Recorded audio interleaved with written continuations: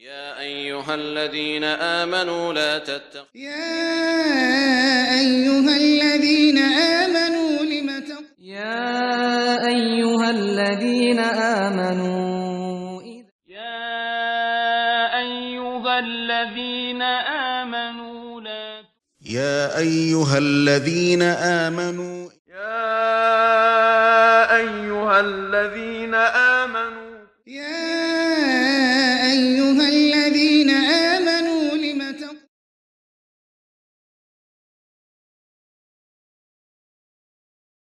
بسم الله الرحمن الرحيم الحمد لله والصلاة والسلام على رسول الله وعلى آله وصحبه ومن والاه أما بعد السلام عليكم ورحمة الله وبركاته Aziz muhtaram qarindoshlar, mu'minlarga nido darsimizning bugungi qismisi Sura Baqaraning 183-oyati Ya ayyuhallazina amanu kutiba alaykumus siyam kama kutiba alal ladzina min qablikum la'allakum tattaqun.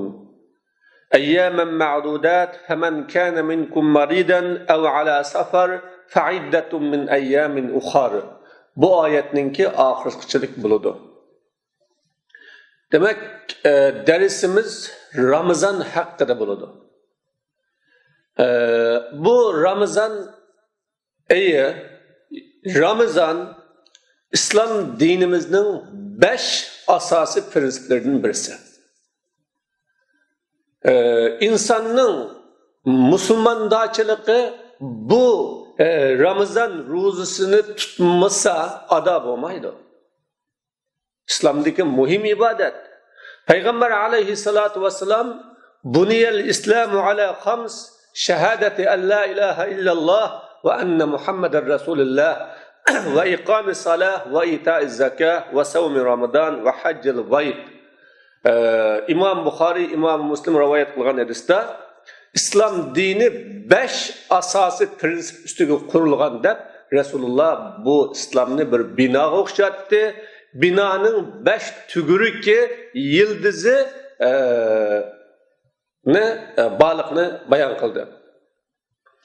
Bu 5 asası prinsipinin birincisi La ilahe illallah Muhammedun Resulullah. İnsan özünün tevelikini, ezalıkını Allah'ın diniga, Allah'ın yoluga buluduğanlıkını guvalık veriş.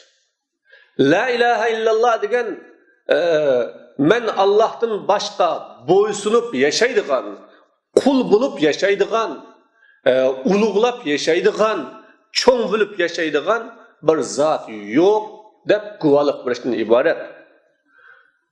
Hazreti Muhammedur Resulullah sallallahu aleyhi ve sellem'ne ana şu Rabbim Allah Teala'nın yolunu, dinini bana ügütüdüğün, köksüp verdiğin, ölgümüz, peygamberimiz deb yaşaş, bu İslam'ın birinci binası, birinci prinsipi. İkincisi namaz okuş. Bu hakkımı inşallah toxtalımız. Zakat veriş, Ramazan ruzusunu tutuş. Mana bugünkü muhim dersimizdeki tema Ramazan ruzusunu tutuş, Beytullah'ı hac kılış.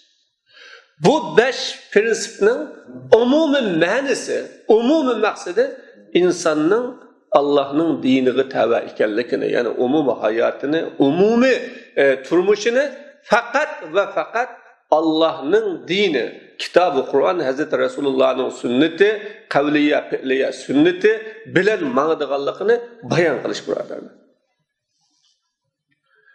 Roza kalbi ibadet, insanın kalbi de bulunduğun ibadet bu. İbadet bir neçe türlü bölünüdü. Umumeten iktisadi ibadet, mesela zakat, iktisadi ibadet, Beytullah'ını hac kılış, iktisadi ibadet ve şundakla kalbi ibadet, ruza kalbi ibadet ve cismani ibadet, yani degendek 3 türge, umumi çoğun dairde 3'e bölünüdü. İktisadi, mali, bedeni, yani insanın vücudu bilen bulunduğun kalbi ibadetler. Bu Roza Ramazan, mana bu kalbi ibadetlerinin birisi. Qur'oni Karimda Allah subhanahu va taolo 13 o'rinda savunmuş, roza, Ramazan degan bu so'zni tilga olgan. Bu 13 o'rinda tilga ilinganligi Ramazanning haqiqatan muhim, ahamiyatli ekanligini ko'rsatib turadi. Ramazanning fazilati haqida Payg'ambar alayhissalatu vassalam "Man sama imanan va ihtisaban g'ufira lahu ma taqaddama min zambi." Qanday kishi, masalan, er bo'lsin, ayol bo'lsin, qanday bir kishi Allohga ishonib turib, Alloh buyurgan ibodatgan bizning ustimizdagi ado qilishga tegishli haqqan, bu bir Rabbimga qulchilik qilishning yo'li ekan deb turib, Allohga ishonib va ihtisaban savobini Allohdan umid qilib turib. Ro'za Ramazonning nurg'un foydalari bor. İnsanın ijtimoiy, iqtisodiy va sog'lomlik taraflariga nurg'un foydalari bor. Bu foydalarni o'ylamay, faqat Allah ecrimni bersin degan mushu niyat bilan Ramazon ro'zasini tutgan bo'lsa, bu odamning ilgirki gunohlari kechirim qilindi deb Payg'ambar alayhisolatu vasallam bayon qilgan. Demak, ro'za gunohlarni kechirim qiladigan, insonni Allohga yaqinlashtiradigan, xatoliklarining kaffarati bo'ladigan bir amal, ibodat. Ro'zaning, Ramazonning ajriga hech qanday bir amalning ajri barobar kelmaydigan bir amal aziz birodarlar. Payg'ambar alayhissalatu vasallam mana bu haqdami kullu amali ibn adam yuda'a. İnsanning balasining hamma amali Allohning oldida qatma-qat ajr savobga erishishga nisb qiladi. Ya'ni qatma-qat ajr savob beriladi. Masalan, bir yaxshi ish qilgan bo'lsa, u 10 ga ko'paytirilib, ba'zida 700 ga qadar ko'paytiriladi. Yana ba'zan kishilarning niyati, ixlosi, samimiyatiga ko'ra hisobsiz ko'paytiriladi Allohga. Ammo 10 dan boshlab 700 ga qadar bu yaxshi ishning, yaxshi amalning savobining ko'paytilishi shu qilg'uchining niyati, ixlosi va sharoitiga qarab bo'ladi aziz birodarlar. Mana har bir amalning darajasi bor, bahosi bor. Ammo ro'za Ramazonga kelganda Alloh subhanahu va taolo illa savm dedi. Faqat ro'za Ramazonning uning 10, 20, 30 yoki 700 degandek bahosi yo'q. Ana ajzibi, Allah men onun mukaffatını beraman, cezasını beraman, onun hesabını men kılaman. Yani bu insan bununla bir san toxtatmayman dedi. Bunu bayan kılıp yeda'u ta'amahu ve şarabahu min ecli. İnsan yemek içmekini mini dep taşlaydı ya. Rabbim razı olsun deb taşlaydı deb Peygamber aleyhissalatu vesselam mana bu hadisda Ramazonning haqiqatan fazilatli bir ibodat ekanligini bizga bayon qildi qardoshlar. Endi Ramazon oyi haqida onun avvali rahmat, Allohning rahmatiga erishtiradigan oy, o'ttirisi mag'firat, inson qanday gunoh o'tkazgan bo'lsa, onu Allah kechirim qiladi. Ahirisi davzaxtin azat qilinadigan bir kunlar degan haqida nurg'ulg'an da'vatlarni biz so'zlaglik va uni musulmonlar anglaglik. Mana bu bir ibodat. Bu qadar ibodat. Endi ro'za degan nima? Qanday ibodat?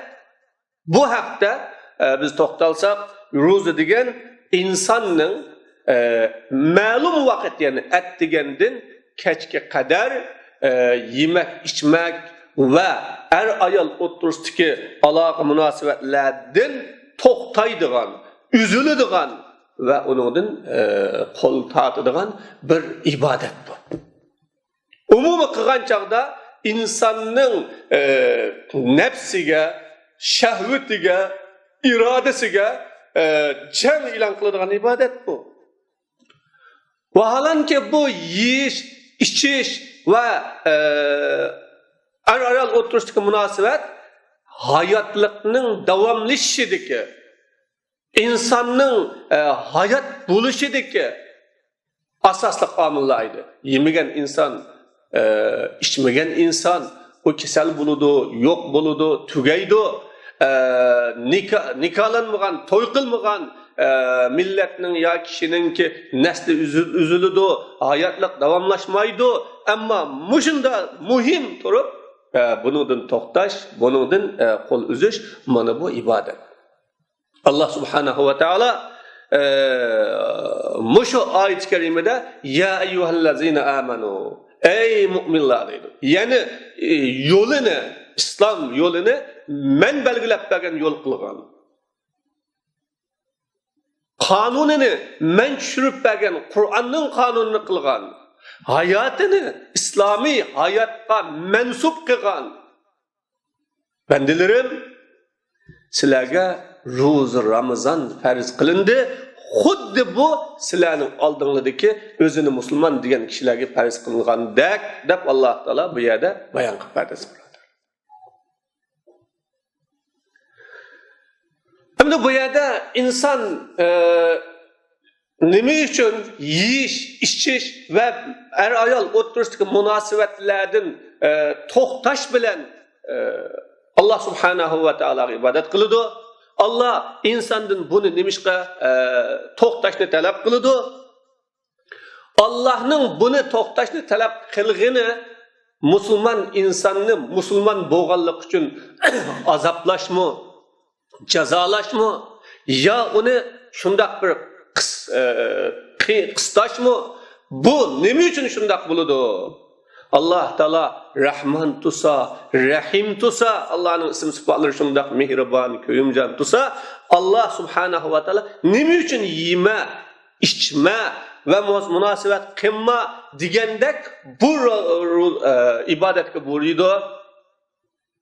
Bu qiynashmi? Yo'q.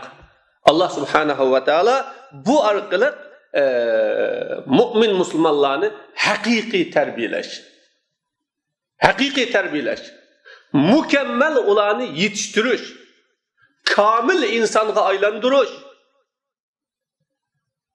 va ularning qimmatini texmi ziyoda qilish uchun Alloh subhanahu va taolo bu ro'za Ramazonni farz qilgan aziz birodarlar.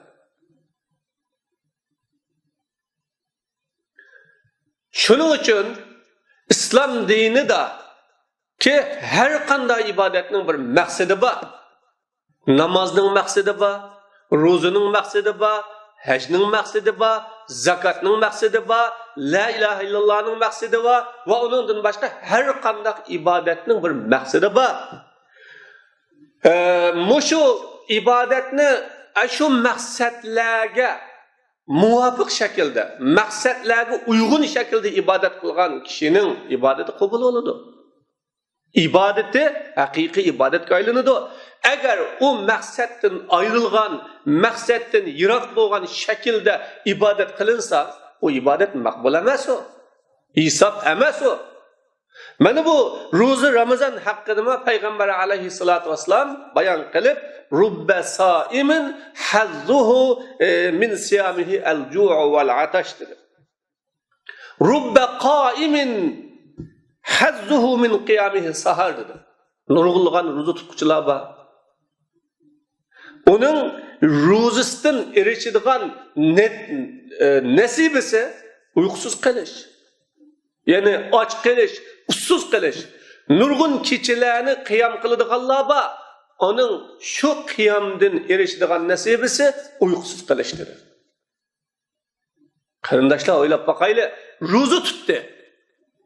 Onun erişidigini aç qilish, ussiz qilish, kechini uxlamay Allah uchun namoz o'qish bilan, Qur'on tilovat qilish bilan, duo qilish bilan va boshqa ibodatlar bilan o'tkazdi-yu, ammo uning erişidigini nima? Uyqusiz qilish. Nima uchun inson bu ibodatni qilib turib, uning savobiga erishamaydi. Allohning oldida qabul bo'lmaydi. İnsan onun meyvesini, neticesini göremeydi.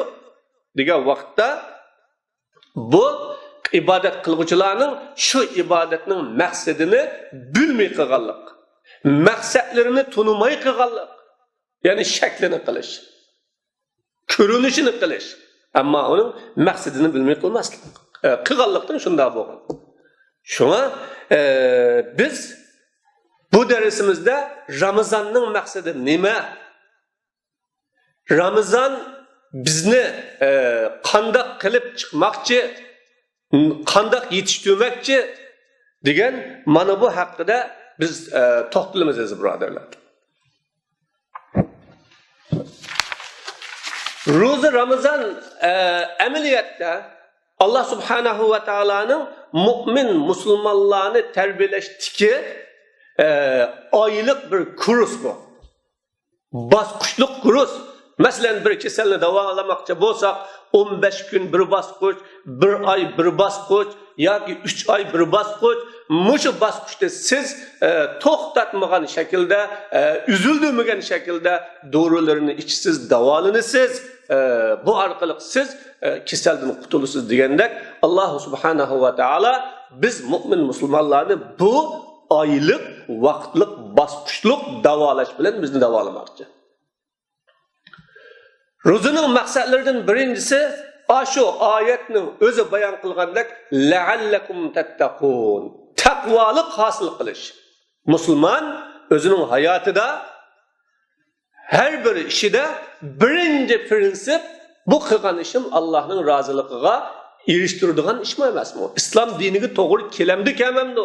Musulmondachilikqa uyg'unmi emasmi deganni o'ylaydigan ve şu prinsipni eng asosli prinsip qiladigan mundaq bir insonlarni yetishtirib chiqishadi birodarlar. İnsanning shahvati bor, manfaati bor, obro'yi bor, urf-u odati bor, an'anasi bor, nurg'un kelayotgan ish faoliyatlari bor.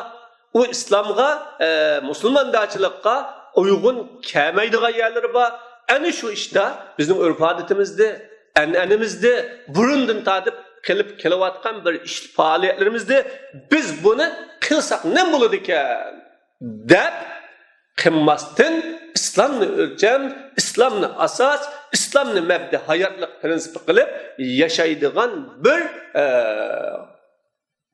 o'lchamni musulmonlarning qalbida tug'ish. Şu Allah subhanahu wa ta'ala la'allakum tattaqun dedi.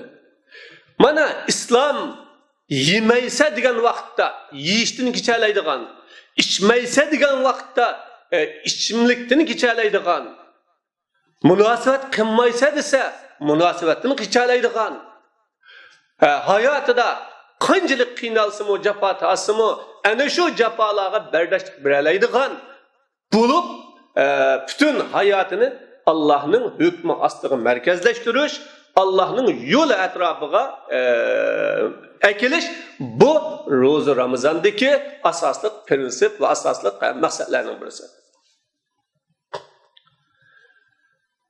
İkincisi, Peygamber aleyhissalatu vesselam es-siyamu cunneh, roza degen bu bir tosalgı, perde dedi.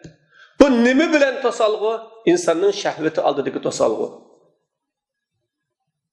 Arzusu aldığı tosalgı, nefsi aldığı tosalgı, ötme degen tosalgı bu. İnsan bu arkalık özünü kontrol kılışını günüdü. İdare kılışını günüdü. Birinci bu dünyada şehvetinin keyniga kirib ketishdan saqlaydigan, qiyomat kunida o'tning haroratidan saqlaydigan bir tosalgı bu. Üçüncüsü sabır. Bu ro'za Ramazondan o'rganadigan umumiy nima sabr qilish. Ya'ni o'zini qanchalik besim kelsin, mushu besim oldida kontrol qila oladigan bo'lish. Bir insonning pishib yetilganligiga, mukammalligiga, tajribaga ega bo'lganligiga inson o'zini tutib oladigan, kontrol qila oladigan bo'lganligini ifodalaydi qarindoshlar. Biroq xatar, musibat, biroq qo'rqinch kelgan chaqda huduqib tugab ketadigan, biri kengirchilik, quchalliq kelgan chaqda o'zini boshqarolmaydigan bo'lish bu insonning hayajon ekanligini va texi yetishmaganlikni uqtirib beradi. Mana bizga bu Ramazon sabr deganni uqtirib berdi. Ya'ni kontrol qil, o'zingni kontrol qil.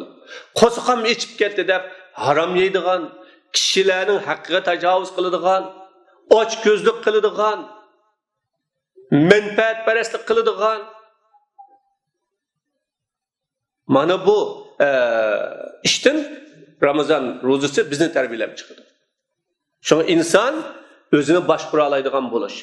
İnsan özünü qachon boshqargan vaqtda onun insonlik tarafi hayvonlik tarafidan ayrılışga başlaydı. Hayvan shahvatning keynidan yuguraydi. Menfaatning keynidan yuguraydi. Rohatning keynidan yuguraydi. Onun arzusu şu shahvat, menfaat, hava. Ama insan g'oyining, nishonning, hayotlikdagi bir risolning keynidan maqdasi birodarlar. O navbati kelgan chaqda o'zining mas'uliyatini, majburiyatini ado qilishning jinini o'tirg'i qo'ya oladi. Melidan kechalaydi, oilasidan kechalaydi. Har narsasini u yo'l uchun fido qila oladi. Demak, bu yerda ro'za orqali insonning jismi, jini, meli ve her nestin muhim bo'lgan, eng oliy bo'lgan bir narsa bor. Onun için bunu qurban qilish kerak ve onu fido qilish kerak deganni mana ro'za Ramazondan inson uqtalaydi. Chunki musulmonning yo'li eng uzun yo'l. Musulmon bir omonatni ustiga olgan, kelgusi avlodning amanetini, burunqi ajdodning mirosini ustiga elish bilan birga bugungi kundagi vazifani ado qiladigan bir kishi aziz birodarlar bu. Musulmon Allah subhanahu va taolaning ilohiy yo'li bo'lgan islom yo'lini, ilohiy kitobi, dasturi bo'lgan Qur'oni Karimni, Muhammadur Rasululloh sallallohu alayhi vasallamning mirosi bo'lgan sunnatni keyingi avlodlarga yetkazish, keyingi avlodlarga qoldirish va ilgirkilarning bu yo'lini davomlashtirish vazifasini ustiga olgan bir kishi bu. Buning dushmani ko'p, davan igiz, manzil uzoq, musibatlar ko'p. Bu yo'l qonlar bilan to'shib ketgan yo'l. Bu yo'l insonning shahvati, menfaati, hissiyoti, nurg'un narsalarga qarshi bir keladigan bir yo'l bu. Mana bu yo'llarda qanday qilish kerak? Mustahkam turish bilan anandan keyin o'zining haqiqiy musulmonlik yo'lini saqlab qolib bo'ladi.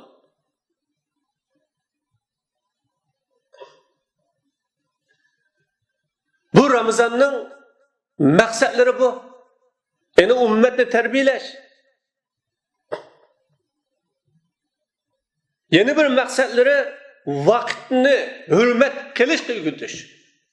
Musulmon vaqtni hurmat qiladigan, vaqtning qimmatini biladigan bo'lish kerak.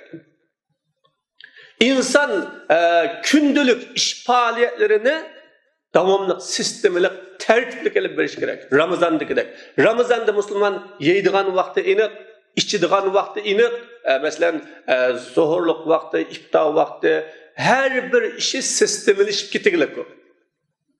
Aşının o'xshash musulmon bu ro'za Ramazon orqali Alloh bizga o'rgatmoqchiki, ey musulmon, sening kundalik ish harakating sistemlik bo'lsin, tertiblik bo'lsin. Bugun ati qiladigan ishni planla, urunlashtir ve şunun tayyorligini bugun qilgin. Atining ishini qilayotgan vaqtingda kelgusining ishini planlagin demoqchi. Afsuski bugun musulmonlar hayoti plansiz, tertipsiz, vaqtlarning qimmatini bilmagan holatida o'tyapti. Çay ichish bilan, gap paranglarni qilishlik bilan, g'ayvat shikoyat bilan o'tkazyapti. Ama bu sahada İslam düşmanları yillik, oylik, kunlik, soatlik vaqtlaridan başlap onu retlik uğurlaştırıp, tertiplik planlap, onundan nati ünüm yaratmadıdır birodarlar.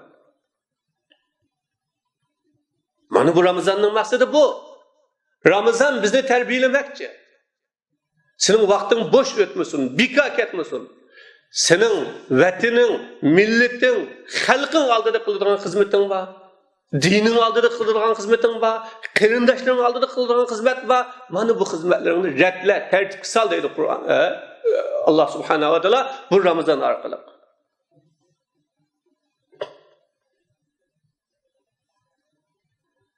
Ve bu Ramazan arkalık Allah subhanahu wa ta'ala yeni bizlige şu narsani öğretmekçi ki insanın cismidin yuqori bo'lgan, yani maddidin yuqori bo'lgan bir ruhiyet var, maneviyet var. İnsan şu ruhi tarafını maddi tarafından bakrak güçlendirmegen vaqtda o mağlup buludu deganni öğretmekçi. Yani bir iradeni öğretmekçi o. İnsan özünün maddi tarafını kontrol kılışını öğretmekçi. Az karındaşlar. Beni dünyada rahat kebirilip, menfaat kebirilip, ya ki nehmişi köz aldıdaki payda kebirilip, kelgüsü istikbali, kelgüsü ahvalını unutup, onu oylamasdan neticede evlatların nurgulluğun azaplarga mahkum buluvatqanligini biz göremiz bana. Mesela bugünkü hukuk ne dep, ya ki bugünkü maaş ne dep, ya bugünkü nef menfaat ne dep, özünün kelgüsü, milletinin kelgüsünü, dininin istikbalını oylamaydigan, özünün qiyin qıstak azap uqubatlarga uchrab qilishdan qechish uchun kelgüsüge ahmiyet vermeydiğen mana mushunda ishlarni Qur'oni Karim Ramazan orqali tugutishni biz musulmonlarga o'rgatmoqchi. Hozir dunyodagi millatlar o'zining kelgusi avlodlarining baxt saodat uchun bugun jonini o'tirg'i qo'yyotidi. Bu davlat bizning kelgusi avlodlarimizning omonati, ajdodlarimizning merosi. Biz bunu cenimiz bedeliga qo'g'dab, kelgusi avlodlarimiz uchun 100 kiloligidek yashamasak bo'lmaydi, da'vat edasiz birodarlar. Shuncha qiyinchiliklar va to'salg'ular uchrasinmi? Sonra Ramazan bunu öğretmekçi. Yani insanın ruhiyeti, manevi tarafını, maddi tarafını güçlü tutuşka. Bunu öğretmekçi. Ve Ramazan bizlerge birliknin ne kadar muhimlikini. Çünkü Ramazan kirgan vaqtda 1,5 milyarddan artık Müslüman roza tutudu. Hammasi o'xshash vaqtda iftor qiladi, o'xshash vaqtda zuhurluk yeydi, o'xshash vaqtda Ramazanni boshlaydi, o'xshash vaqtda Ramazanni tugutadi. Mana bu nima desa, islom la ilaha illalloh degan bu musulmonni birlik, ittifoqlikning ostiga jug'laydigan, toplaydigan birdan bir din deganni uqtirib bermoqchi. Afsus bugun musulmonlar onun dal aksicha nima? Chechilang'u, parcha mana bu. Bu biz muşu Ramazan-ı Şerif arkalı yukarıda deyilgen takvalık, günah ma'siyetinin aldıdaki tosalgı, özünü tutuluş, sabır, vakitini hürmet kılıdığan, maneviyet tarafını, maddiyet tarafını güçlendirdiğan, birlikni asas o'rniga qo'yadigan mushundaq maqsadlarni o'ttirg'i chiqamisak, biz bu Ramazan ro'zasini tutgan bo'lmaymiz. Buning savobiga erishamaymiz. Allohning rahmatiga buningdan erishamaymiz aziz qarindoshlar. Allohning rahmatiga erishamaymiz. Va buningdan boshqa ham Ramazan orqali Allah subhanahu wa ta'ala bizga o'rgatmoqchi bo'lgan nurg'unligan nimalar bor, ya'ni maqsadlar bor. Mana bu maqsadlarning birisi o'lgulik insonlarni yetishtirib chiqmoqchi. Masalan, musulmonga farz qilingan, ya'ni ozod qilish farz qilingan bir ishlar bor. Vatanni ozod qilish, ojiz musulmonlarga yordam berish, dushmanlarni yurtdan qo'g'lab chiqarish masalasi bir millatning bir umr hayotini talab qilishi mumkin. Masalan, Falastin hozir 48-yildan boshlab hozirga qadar Isroilga qarshi kurash qilyapti, jihad qilyapti. Ammo hech kim buningdan yanmadi. O'lavatimiz, so'lavavatimiz, turmularga kiravatimiz, bizningki bag'an siri ishlarimiz qiyinlashdi, ammo biz natija olamadik deb yanmadi. Mana Allah subhanahu va taolo bu yo'lning uzunligidan keyniga yanmadi. Chunki ularning ustiga tushgan vazifa shu xizmatni qilish edi. Biz qilgan da'voyimizning, xizmatimizning natijasini biz ko'rish yoki natijasiga erishishni o'ylamaslik kerak.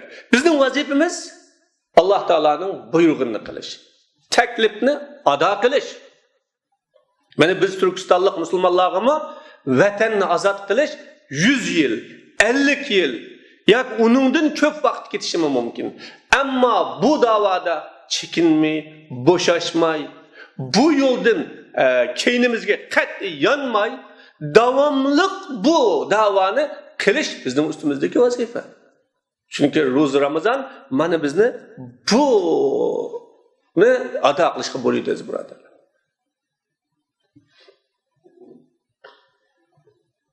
Necha yil bo'ldi biz masalanga bu da'voni qilg'iltig'ili. Nima foydasi bor? Biz buning foydasini ko'rdikmi deydigan. Ro'za tutyapmiz, uning foydasini ko'rdikmi? Yo'q, Alloh savob beradi deb tutamiz. Namoz o'qiyapmiz, uning foydasini ko'rdikmi? Alloh ajri beradi deb o'qiyapmiz. Va uning vaqti to'shqinni ko'rdikmi? Yo'q. Bizning ustimizga qilingan bu farzni ta umrimizning oxirigacha ado qilishimiz lozim. Bu Ramazon yana rostchil bilan yolg'onchilarning orasini ayiradigan eng chong fasilasi, birodarlar. Bu iymonida, e'tiqodida rostchil kishilar bilan yolg'onchi kishilarning orasini ayiradigan eng chong fasila. Chunki inson Ramazon masalan yoz kunlarida ro'za tutmaydigan, qish kunlarida ro'za tutadigan, ba'zi vaqtlarda ro'za tutadigan, ba'zi vaqtlarda ro'za tutmaydigan odamlar bilan haqiqiy mu'minning orasi mana bu vaqtda ayrilib chiqadi. Mana bu shuningdek da'vat bu shundoq, diniy xizmat bu shundoq. Masalan Nuh alayhisolatu vasallam 950 yil da'vat qildi, yanmadi.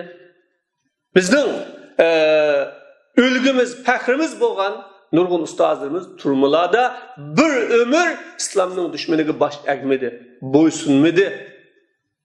Islom dushmanlari uchun taslim bo'lmadi. Yana o'zining jism jasadlarini dushmanlar zindonlarga tashlab, turmularga tashlab, nurg'un iskanjalar bilan qiynagan bo'lsa-mu, ammo ruhini asla taslim bo'ysundiranmadi va uni qabul qilg'izanmadi.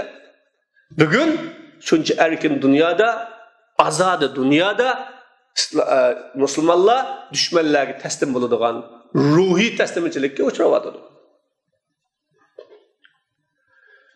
Eng oxirsida bu ro'za Ramazon bizga Allohning dinining mohiyatini o'rgatmoqchi.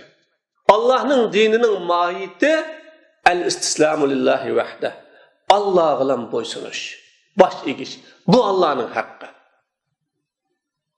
Allah yeme dedi yemedik, içme dedi içmedik, münasebet qilma dedi qilmadik. Fakat Allah bilan bo'ysundik. Çünkü İslam'ның ma'nosi bu, Alloh bilan bo'ysunish. Musulmonning ma'nosi o Alloh bilan bo'ysunadi. Agar musulmonman deb da'vo qilsak o'zimizni, faqat bizning yo'limiz Qur'on yo'li. Allah subhanahu va taolaning Peygamberi Hazreti Resulullah sallallahu aleyhi ve sellem'nin köksüp bergen yolu. Biz bu yol bilen yaşaymiz. Ve bu yolunu özümüzün birinci ve asaslı yolu kılışımız lazım. Meyle menfaatimizge karşı gelsin, davayımıza karşı gelsin. Bu yoldan çekinmezlik lazım ezi buraderler. Müslümanlar, yani bugün özünün Kur'an, hadis astıda yaşaş, Kur'an, hadis bilen yaşaş, Kur'an, hadisini özünün hayatındaki ölçem ve asaslık nizam kılıştan ibaret bu prensipten ma'lum işler yetiş için, mesela vatanimizde azat olsa, müstakil olsak, biz vatanimizge kaçsak degandek, muşu davalar neticesi de bununla turamsa, manınga turamsa dese biz anınga turulama İslam'ın yolunu kinçe kubul kılıp olamız, kinçe deyişi olamız degen şekilde kendini çekinetkandak bir haletlerini biz kurvatımız buradarlar. Bu Ruz Ramazan bizge bunu öğütüş gerek. Allah Teala mana bu ya eyyuhellezine amenu kutibe aleykumus-siyam ey müminler sizlarga roza farz qilindi xuddiki sizlarning oldinlarga farz kishilarga farz qilingan deb roza Ramazonni farz qilishdiki Alloh subhanahu va taolo maqsadni la'allakum tattaqun sizlar Alloh taolodan qo'rqitgan bir holatni hosil qilishingiz uchun deb buni bayon qildi. Ramazon bizde mana shundoq muttaqi davosidan kechmaydigan, yo'lidan yanmaydigan, o'zining qo'saq menfaatlerini, şehvetlerini aldığa koymaydıgan fakat prensip, İslam prensibi muşunu hemmeden aldığını koyduğun bir ademle buluş ne yitildirişini Allah Teala bizi bulur. Bu ikinci ayette eyyamen ma'dudat. Ama bu sanaklık gün deydi Allah. Yani bir ay. Ya 29 gün.